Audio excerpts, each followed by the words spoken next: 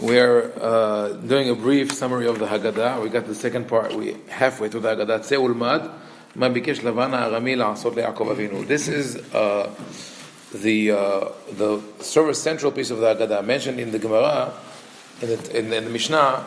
The Mishnah says that when you start the Haggadah, you read, you do this, you read this, and then Doresh, you read this section of the Torah. Haim Ovadia ve'ered Mitzrayma. My father was a wandering Aramean, and he went to Egypt. He went down to Egypt and he lived there with a small family, and then grew to become a populous nation. And Hachamim Mehesev ve'holech ve'doresh ad shemesem kol ha'parasha kula, and you have to expand on it until and comment on it until you finish the whole parasha. So, if you follow the words of the Mishnah as they're written, you have to study the text that's written in the Torah and be able to explain it to your children. But the rabbis made a shortcut for us, and they wrote the commentary already. But now it turns out that we say everything by rote. We just read as it's written in the Haggadah. So you're entitled to do an alternative. Just read the psukim and explain them. The original text is this: Arami obed avi ve'ered Mitzrayma. Literally, it means my father was a wandering Aramean, and it refers to Avraham, because Avraham came from Aram, from the side of closer to Turkey, Syria, Turkey, and he was wandering. He was wandering around Eretz Israel and the Middle East, and then he went down to Egypt. Not him himself. Haleb. Depends who you ask. If you ask the people from Haleb, they say Avraham was Halabi. They say you ask the Iraqi, they will tell you it's Baghdadi. You ask the Urfali, they tell you it was from Urfa. So around these regions. Anyway, the confusion in the pasuk is that it says he went down to Egypt, but Yaakov was the one who went to Egypt. So obviously, when the Torah tells the story, it shortens it. It's the abridged version, meaning that Abraham and his descendant went to Egypt. But the rabbis wanted to say that it's all about Yaakov, and they said, how can you say that Yaakov was an Aramean? It was not. So they say it's about Lavan. Lavan was the Arami, and he was the one who tried to destroy our father Yaakov, Oved Avi.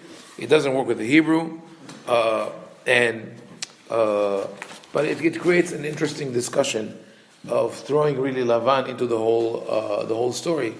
Lavan really is not part of Yetziat Mitzrayim, but I leave that for a discussion. Lela Seder, anyone who wants to discuss that. Vayered Mitzrayim, he went down to Egypt. He lived there with a small family. He became a populous nation. Vayare'u otanu Mitzrim vayanunu. The Egyptians made our lives miserable, and they tortured us, and they made us work hard. And we cried out to Hashem, and He took us out of Egypt. The whole story is really like 4 or 5 lines in the Torah. The rabbis added a commentary that just expounded the story. It says he went down to Egypt. He was forced to do that. Vayagor Sham, he lived there. The rabbis comment as a sojourner, not as a permanent resident. Bimte me'at, as it says, we were 70 people. So for each part of the pasuk, and that paragraph, by the way, of Haim Ovadia is originally mentioned in the Torah when you bring the bikurim, when people would bring the first fruit of the field, they would bring it to the temple in a basket. They would put the basket in front of the altar of the Kohen, and they would recite this reading. Why at that moment? Because the story of Yetziat Mitzrayim is part of the covenant. The covenant between us and the Kadosh Baruch Hu is that He took us out of Egypt and made us a nation, and in return we acknowledge God as our God and we follow His Torah. So every time that there is a transition point in our history, we recite the story of Yetziat Mitzrayim. That's the reenactment of the covenant. So historically, when you look at the Tanakh, when is the covenant mentioned? It's when there is transition of power. Moshe hands the leadership to Yoshua, so he retells the story of the covenant towards the end of the Torah. Yoshua passes on the leadership to the Zekenim, to the elders, towards the end of Yoshua, So he tells the story of Yetziat Mitzrayim. Be'ever anar yashavu avotechem me'olam. Your forefathers all lived on the other side of the river. Also part of the Haggadah. When Shemuel, the prophet, appoints Shaul as the king, he gathers the nation and tells the story of Yetziat Mitzrayim. And finally, in the book of Ezra and Nehemiah, when they reenact the covenant, when they gather all the nation who came back from Torah Israel from Bavel, and they encourage them to accept upon themselves the laws of the Torah, and they actually sign a contract. It says, we are making a covenant and we sign it. They tell the story of Yetziat Mitzrayim because this is the basis of the covenant. That's on the national level.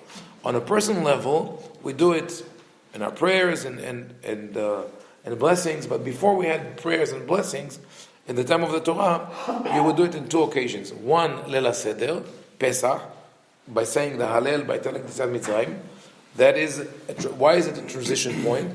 Not just because we celebrate the Seder, but because we are passing on the tradition to the next generation. Every Pesach, we emphasize the point of telling the children, if not the children, then our students, and they carry on the tradition. And when you bring Bikurim, it's also one of those pivotal points, because you came to the land, you cultivated the land, you've accomplished a circle of sowing, cultivating, harvesting, bringing it to the house.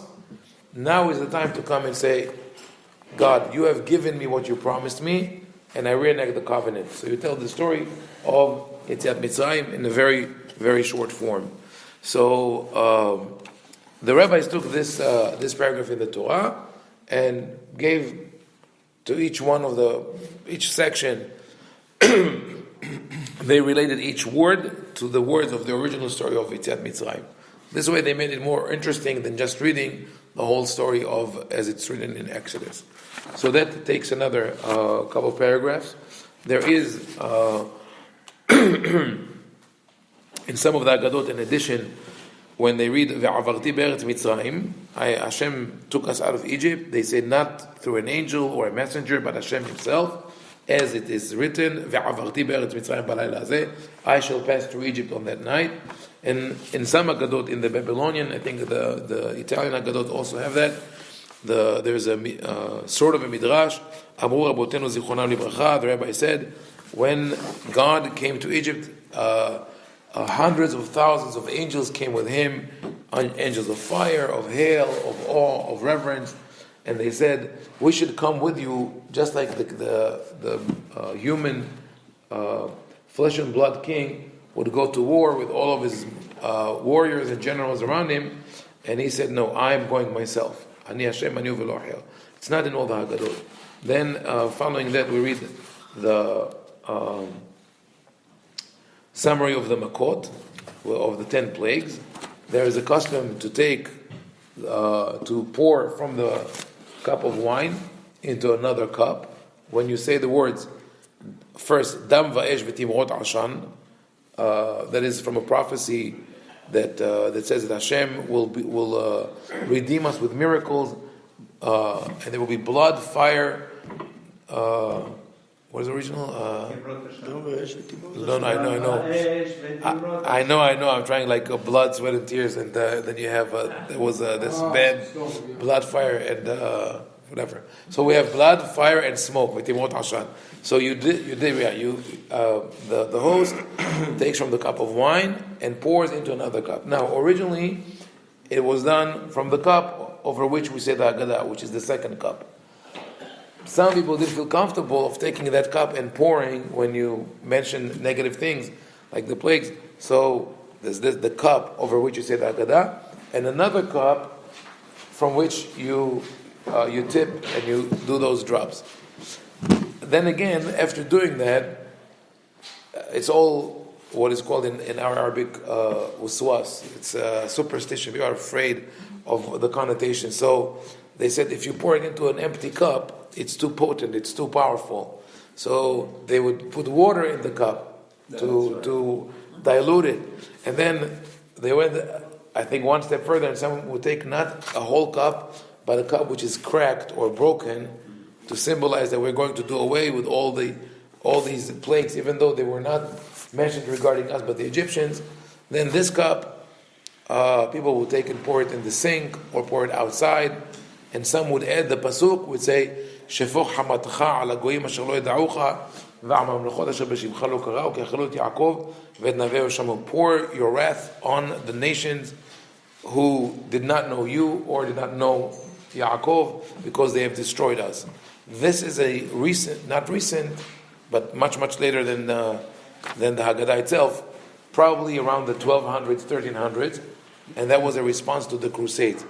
The Crusades in Europe, the first wave of the Crusades started on Pesach. That was the time, because springtime is a good time for war, unfortunately, and the shock of not only there's such destruction and devastation, it happens on Pesach. So, because of that, people added to the Haggadah that phrase, asking God to take revenge against the Goyim. There are many people today who feel uncomfortable doing that. It's understandable. We're not surrounded by Goyim who nations who want to destroy us, and also in some communities, this minhag got confused with the open door. So you have the open door originally for the poor people to come and eat.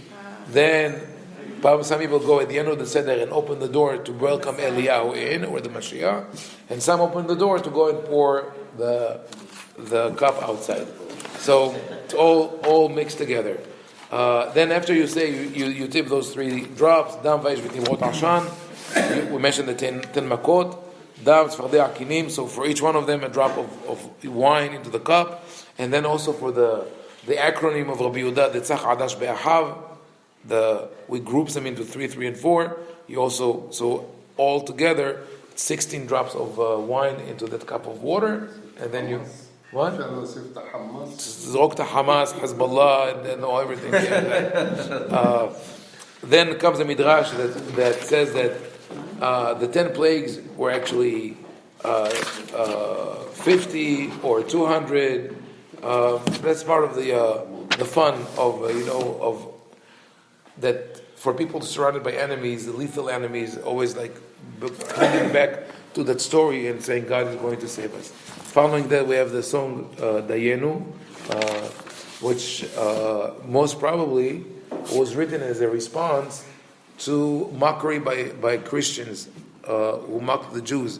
There's a poem that was written in maybe 8th, 9th century in Eretz Israel by an abbot or a Christian preacher who said it was all about the Jews and how ingrateful the Jews are. They say, you ingrate Jews, God gave you this and this and that, and you're never happy.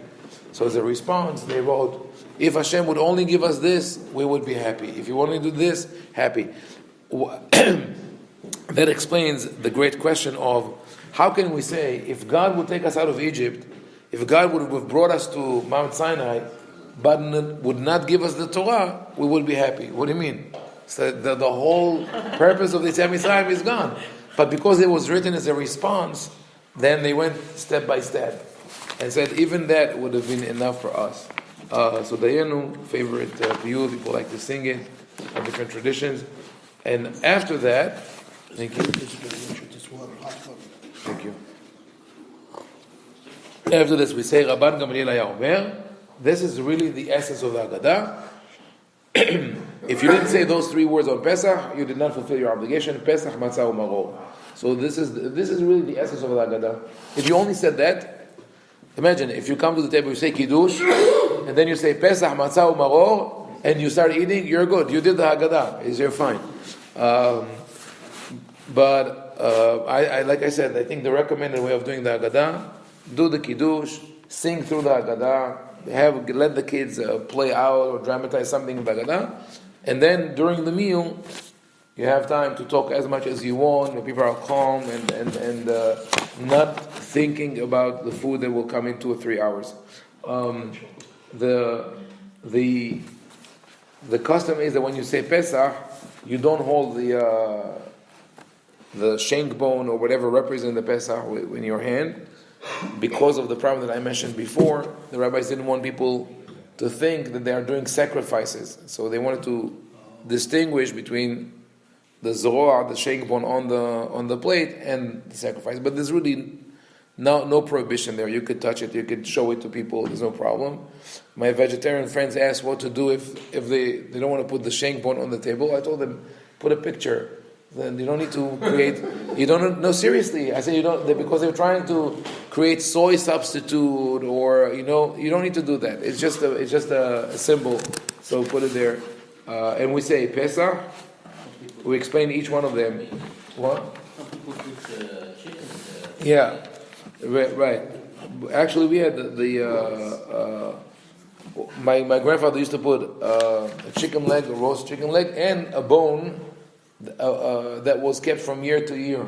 It was not. It was just in the. It was a dry bone, just as a memory.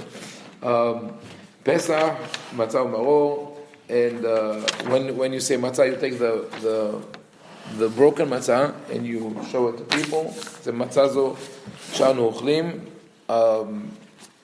I mentioned briefly that Pesach, originally in the Agadah, originally in the Torah, means to protect and not to skip over. That's the original meaning of the word Pasach. And the way we should understand the Pesach is that God told Bnei Israel, I want you to take the lamb that is the deity of the Egyptians, kill it, eat it, roast it, but roast it in a way that everybody will know that you are eating that, and keep the bones whole, so if the Egyptians come over, they will see that you ate the lamb, and mark your doors so the Egyptians know where you live. This way you show that you're not afraid of them. That was the first act of defiance that God asked Bnei Israel, I want you to show your faith in me.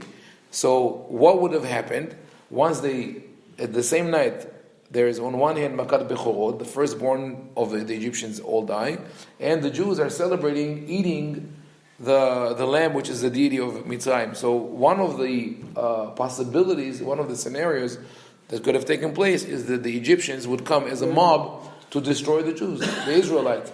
And that's what Hashem says, I will protect you. Asher Pasach, Hashem protected our houses while smiting the Egyptians. Matzah, when we take the matzah, we say, Sheloi speak betzekam shel avotenu lahamitz. They didn't have time for the dough to rise. That also, I mentioned before in our discussions, that for matzah to rise, when you mix water and flour and make dough, it takes over a day to rise. Otherwise, you would ask you the question, they got out of Egypt, 3 million people, during the way, it must have become hametz. No, it takes more than a day. Why didn't they eat hametz? Because the matzah, the hametz in Egypt, the bread, leavened bread, was provided by the priests, by the Egyptian priests, that they knew the secret of making bread. So, by not eating bread on Pesach, eating matzah, we dissociate ourselves from the paganism of Egypt. Also, the matzah symbolizes simplicity, while hametz, leavened bread, symbolizes our arrogance. Then we raise the maror, and we say because our forefathers suffered in Egypt. And I'm sure that in every household there will be always one person that say, you think they had maror, I have maror, my life is miserable, I'm suffering. If they don't say it, they think it. But part of the what we do, the maror, even is to remind everyone, and it's maybe good to say it, even though we have, all of us went through difficulties in life, we're still now here together celebrating the Seder. We have hope for the future. And that's why the next statement is, B'chol dor vador, hayav adam lirot et atzmo kilu yatsa mitzrayim. In every generation, it's incumbent upon us to consider ourselves as we have left. We are the ones who got out of Egypt. So there are two versions. One says, lirot atzmo, to consider yourself, or leharot atzmo, to show yourself to others. But the point is the same, is to remember that in this concept of the exodus, of coming out of the narrow place into the open, can happen in every generation, to every person. And this is really what kept us together as the Jewish people, the ability to maintain hope despite all difficulties. Once we do that, you raise the cup, and we start the Hallel. Lefichach anachnu hayavim lehodot. The Iraqi tradition is to do it in a responsive way. The reader of the Agadah reads one phrase, and the rest answer with one word. So for example, Lefichach ananu chayavin, and everybody answers lehodot, lehalel. The answer leshabeach. So this is the way it's called psalmody, the mode of psalm. This is how they used to recite psalms in the temple, like Odul Adonai Kitov Ki Leolam Chazdo. So everything is in that manner. You say half a pasuk, and people answer with the second half. And the two first sections of Halel, which is called Halel HaMitzri, because it speaks of the Exodus, Betzet Yisrael Mitzrayim, when Israel went forth from Egypt, are recited. And we say the bracha, which finalizes the Haggadah, Baruch Atah Hashem Ga'al Yisrael. And now you're ready to drink the first cup. The second cup is the cup that comes after the Haggadah. But so after that you drink the cup, leaning if you wish, if you can, if you feel more comfortable, more regal when you sit straight, then do it sitting straight. Then you eat the matzah. How much matzah? That here also you could rely on the person who does the Seder, and what you eat should be a small bite. Kazait is literally as it is, the size of an olive. If you want to be strict, then you could go to the Judaica stores. They sell placemats with diagrams to tell you how much matzah to eat, how much maror, how much that. There's also a Pesach scale. Seriously, the scale that you could use on Shabbat. It's the scale that pulls down. It's based on gravity, so you could use it on Shabbat to weigh how much matzah, how much maror. If you do that, one thing is sure, you're going to make God happy, because God likes a good joke and is laughing. He's saying, "What are you doing? I asked you to eat matzah maror. I didn't ask you to go around measuring and weighting and diagrams. Eat whatever is considered eating. If you can eat a small bite, you ate matzah. If you need a big chunk, go ahead, eat it. But don't damage your health." And then I had one Seder, I had a guest who ate what he considered was the right shiur, which is 4 matzot in 2 minutes. When some say you have to eat 2 matzot in 4 minutes. Some say no, 4 matzot in 2 minutes. And there's no limit. Just eat. That's like my grandfather always used to say. Just eat the matzah. Whatever you feel is eating, that's what you have to do. We didn't come with. Unfortunately, that guest, after he ate the matzot, and I feel bad for that, realized that the matzot that he ate were not from the shemura box. We had 2 boxes. One was shemura, was not. So we ate another round of matzot, and after that we almost had to call 911. But Baruch Hashem, he survived. Be careful if you're invited over to me. Maror, same thing. Eat maror as much as you want. This is actually a lot of the guests around and the children in the household like the maror more than the matzah. The lettuce with dipped in haroset is delicious. Then the sandwich, which is korech. If you have a soft matzah, you could really do korech. You do the wrap. It's important just to explain what is the word that we say here. Matzah u'maror belo bracha zecher lamigdash biyamenu yehudash ki ilel hazaken shaya kochan ve'ochan bevat achat lekayem ma shene'emar al matzot u'morim yuchlu. We eat the matzah and maror without a special blessing, as a reminiscent of the temple. And why is it? And who used to do that? Hillel would wrap them together and eat to fulfill the obligation of matzot u'morim yuchlu. Now Hillel lived at the time of the temple. We are now after the destruction, and after the destruction, some people said you don't need to eat matzah anymore, because Torah says you eat the Pesach, the korban, with the matzah and the maror. If you have no Pesach, there's no matzah or maror. So we make a point. No, we are eating the matzah and maror, and we wait for the temple to be rebuilt, and then we can eat the whole thing. But meanwhile, we only have matzah and maror. Following that, we set the table and we eat, and then tzafun, afikoman. Afikoman, there's a lot of confusion around it. A lot of people insist on not eating anything after the afikoman, but also on eating the afikoman before midnight, because Korban Pesach could have been eaten only until midnight. So here's the problem. especially if you like to tell a lot of story during the Haggadah. So people extend the Haggadah, they talk. Then they realize, well, we have to eat the afikoman before midnight. But before the afikoman, we have to have the meal. So let's say midnight let's take 12, right? Midnight. So I know families that finish the Haggadah at like 11:35. They have 20 minutes to eat. Nobody can eat anyway. And then at 11:55, they eat the last piece of afikoman. And if they want to have coffee or tea or fruits or anything, they cannot have it. So, no, not you. Don't worry. You're good. I've said I know families. I told you. Now, so I'll explain the confusion. Where does it come from? The original statement of Hachamim, and we'll take another minute, is that En maftirin ahara Pesach afikoman. In Hebrew, it means it could only work following the Pesach. You don't do afikoman. Instead, over the years, it became to read as Acharei Pesach ochlim afikoman ve'en maftirin. They mixed up the word. Like after you eat the Pesach, you eat a piece of afikoman and you don't do ftur. Ftur is like another part of the meal.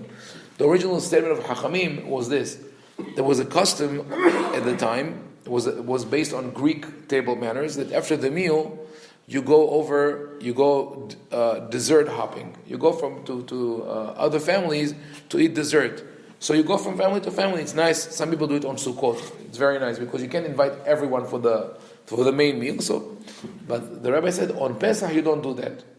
You don't eat afikoman because the whole idea is to stay together as a family in the house. So don't do afikoman. Anyway, it got confused. We got to where we got, but there is our minhag, and I wrote about this. My grandfather used to do that. It's clearly written in many halachic sources that even when they said don't eat after the afikoman, it means don't eat a meal. But after you finish the meal and you had the piece of afikoman and you said Birkat Hamazon, once you finish Birkat Hamazon, you could bring anything you want to the table: fruits, dessert, cakes, Pesach cakes, of course, nuts and bolts and whatever, and nuts and dried fruits, and you can sit as long as you want with that and finish the Haggadah. Following that, you drink the cup the third cup is the cup of Birkat Hamazon, fourth cup is Hallel, and with that we finish the summary of the Haggadah. And then you have the songs Had Gadya, Had Miodea, that are meant to keep the everybody intrigued and awake. Baruch Adon.